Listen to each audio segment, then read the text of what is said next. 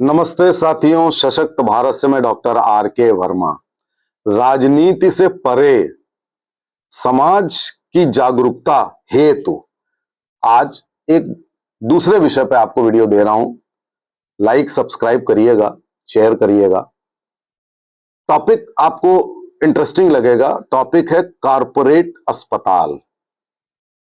आप में से जिसको ना मालूम हो कि कारपोरेट अस्पताल होते क्या हैं, तो मैं जल्दी से बता देता हूं। कारपोरेट अस्पताल का अर्थ है ऐसे अस्पताल जो बहुत बड़े बड़े बिजनेस टाइकून्स, अमीर लोग बनाते हैं और उसका संचालन स्वयं करते हैं और डॉक्टरों को नौकरी पर रख के नौकरों की तरह डॉक्टरों से काम करवाते हैं और डॉक्टरों को तनख्वाह देते हैं और खुद पैसा कमाते हैं। ऐसे संस्थानों को कारपोरेट अस्पताल कहते हैं। अपवाद स्वरूप कुछ ऐसे भी अस्पताल हैं जो डॉक्टरों द्वारा बनाए गए हैं उसी पैटर्न पर, यानी कि वो बिजनेसमैन ना होकर के वो डॉक्टर है। उसने फ्रेंचाइजी दी अपनी, और फ्रेंचाइजी दे करके वो एक प्रोटोकॉल दे देता है और कहने को होता है कि वो डॉक्टर ओन्ड है, लेकिन वो एक्चुअल में डॉक्टर ओन्ड नहीं होता है, उसमें बिजनेसमैन का ही शेयर होता है। ऐसे अस्पताल में मेदांता अस्पताल का नाम आपने सुना होगा, वो आता है। वो फ्रेंचाइजी देता है लेकिन उसमें होते बिजनेसमैन ही ओनर है। इसमें आपको दर्जनों इस किस्म के आपको अस्पताल पूरे इंडिया में मिलेंगे। अपोलो मेडिक्स, इस टाइप के तरह तरह के नाम आपको मिलेंगे। पूरे देश में फैला हुआ है कारपोरेट अस्पतालों का जाल। कारपोरेट अस्पताल फ्लोरिश क्यों करते हैं? फ्लोरिश करते हैं इंश्योरेंस कंपनी पे। इंश्योरेंस कंपनी क्या करती है? इंश्योरेंस कंपनी आपका बीमा करती है। अब इंश्योरेंस कंपनी मेडिकल बीमा की बहुत बड़ी रकम लेती है आपसे। बहुत पहले की बात है कि मेडिकल इंश्योरेंस 300-400 रुपए में होता था। मैं बहुत पहले की बात बता रहा हूं। बाद में वो 1000-1500 हुआ, फिर वो 2-3000 हुआ। बाद में बढ़ते बढ़ते अब हजारों में वो 30,000 से लेकर के 60-65,000 तक उसका प्रीमियम चला गया है।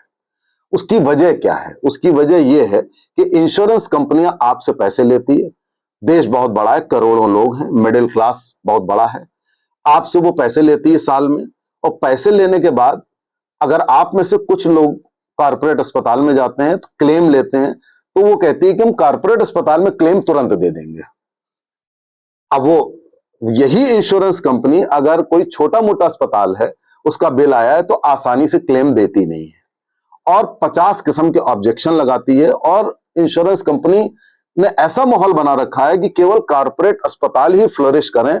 छोटे मोटे सेकेंडरी लेवल के अस्पताल जो होते हैं, आपके नर्सिंग होम आपके मोहल्लों में होते होंगे, 100-200 बेड के अस्पताल होते हैं, उनको वो आगे बढ़ने नहीं देते हैं।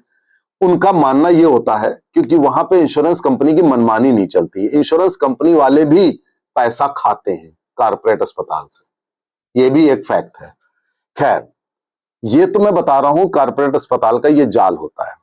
ये क्या करते हैं? ये अस्पतालों को मॉल की तरह चलाते हैं।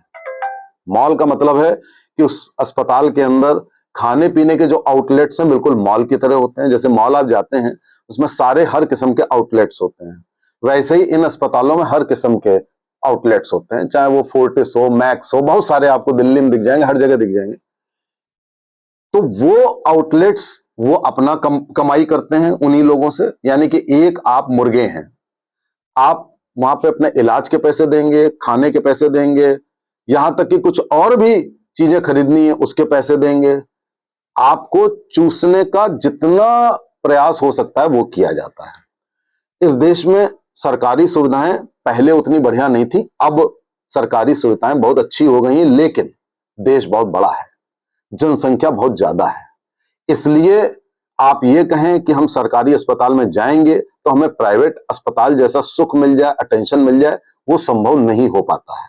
वो इसलिए नहीं हो पाता है कि सरकारी उसमें जहां पर इतनी बड़ी हाल लाख आप व्यवस्था बढ़िया कर लीजिए, लेकिन दुर्व्यवस्था तो रहेगी ही रहेगी, तो उसमें आपको वो सेटिस्फैक्शन नहीं मिल सकता।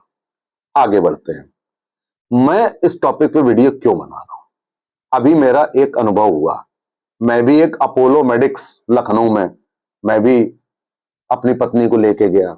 मैंने पूरे अस्पताल का अध्ययन किया और अध्ययन करने के बाद जो निचोड़ मेरे समझ में आया वो मैं आपके सामने रख रहा हूं। मैंने देखा दूर दराज गांव तक से लोग अपनी जमीनें बेच कर आते हैं और वो सब कुछ लगा देते हैं ये सोच करके कि यहां पे इलाज बहुत बढ़िया होता है। मैं आपका यही मिथ दूर करना चाहता हूं कि ऐसा कुछ भी नहीं है। ऐसा है कि जब से टेक्नोलॉजी का युग आ गया है तो आप कहोगे कि ये ऑपरेशन, कोई ऑपरेशन मैं करता हूं। मैंने एक अपेंडिक्स निकाली, 10 मिनट का ऑपरेशन, 15 मिनट का ऑपरेशन। अब मैंने क्या किया कि मैं आपसे पैसे ज्यादा लेना चाहता हूं। मैंने एक रोबोट बना दिया और मैंने रोबोट बना करके कंप्यूटर से रोबोट ने ऑपरेशन करके अपेंडिक्स निकाल दी और मैं कंप्यूटर में बैठा कर रहा हूं एक जबरदस्ती का काम कि आप ह्यूमन को रिप्लेस कर रहे हैं। आर्टिफिशियल इंटेलिजेंस अलग चीज है, ठीक है ना। आर्टिफिशियल इंटेलिजेंस का इस्तेमाल होता है, टेक्नोलॉजी का इस्तेमाल होता है, रेलवे में होता है, तरह जगह जगह होता है, वो दूसरी चीज है। आप एक मरीज का पेट खोलकर उसको ठीक कर सकते हैं 15 मिनट में। अब आपसे कहा जा रहा है कि नहीं, हम रोबोटिक सर्जरी भी करते हैं और रोबोटिक सर्जरी के दाम, जो पैसे आपके 50-60 हजार रुपए पड़ रहे हैं प्राइवेट में, आपके 5 लाख पड़ेंगे, 6 लाख पड़ेंगे, क्योंकि वो मशीन करोड़ों में आई है। और उसमें डॉक्टर को हम ट्रेनिंग दे देंगे। डॉक्टर मरता क्या ना करता, वो बेचारा सीखता है और सीख करके वो अपना बटन दबाता रहता है और रोबोट ऑपरेशन करता रहता है। अभी भारत में ज्यादा रोबोटिक सर्जरी नहीं हुई है, लेकिन तरह तरह के फैशन आते रहते हैं।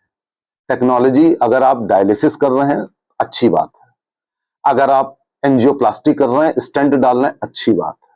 अब टेक्नोलॉजी में आप कृत्रिम घुटना बना रहे हैं, अच्छी बात है। बहुत सारी चीजें हैं जो टेक्नोलॉजी में, आपके आंख में लेंस पड़ रहा है, अच्छी बात है। लेकिन टेक्नोलॉजी ऐसी करें कि एक मशीन ले आए करोड़ों की और आपको सब जुबाक दिखा दें कि हम तो रोबोटिक सर्जरी करते हैं, हम तो इस मशीन से ये करते हैं, जबरदस्ती खामखा का, तो ये एक फैशन सा हो जाता है। ज्यादातर लोग, चाहे शहरी हो, मैं ग्रामीण की बात नहीं कर रहा, पढ़े लिखे लोग हों, वो भी मेडिकली तो जीरो होते हैं।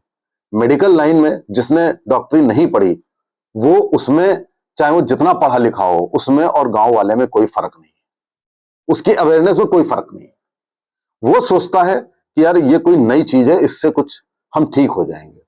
उसका सब जवाब तब टूटता है जब वो ठीक नहीं होता है, जब वो लुट चुका होता है, जब उसको अस्पताल के चक्कर लगाना भी एक एडिक्शन होता है।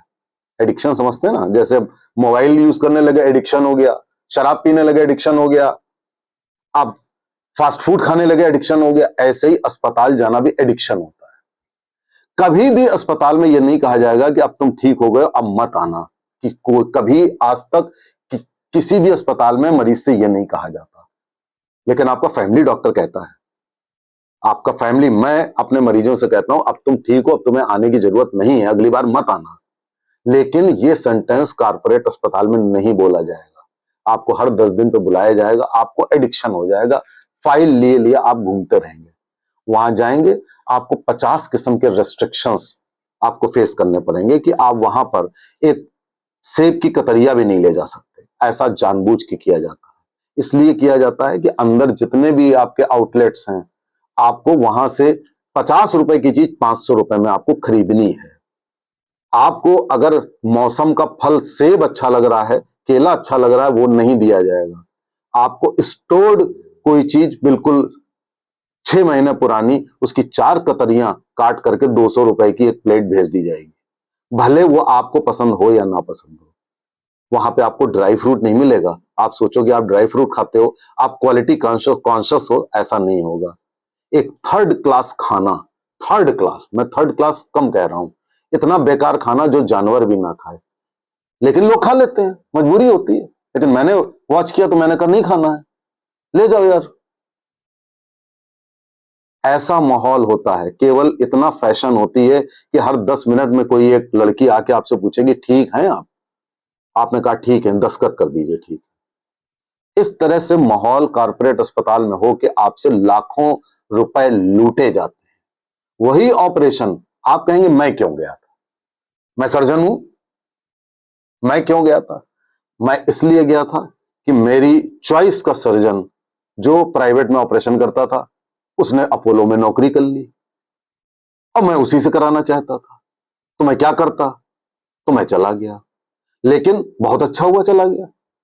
मैंने जब फर्स्ट हैंड इंफॉर्मेशन वहां पर ली तो मैंने देखा कि एक 30 साल पुराना सर्जन जिसने हजारों ऑपरेशन किए हों लोगों की जिंदगी बचाने के लिए, बहुत बड़े बड़े पेट के, गैस्ट्रो के, उसको वो अगर ये चीज महसूस कर रहा है कि आम लोगों का क्या हाल होता होगा, तो आप सोचिए जरा कि आम लोगों को क्या हाल होता होगा। लाखों रुपए, third class service, plenty of restrictions, गलत चीजें, मेडिकल कुछ नहीं, केवल फैशन।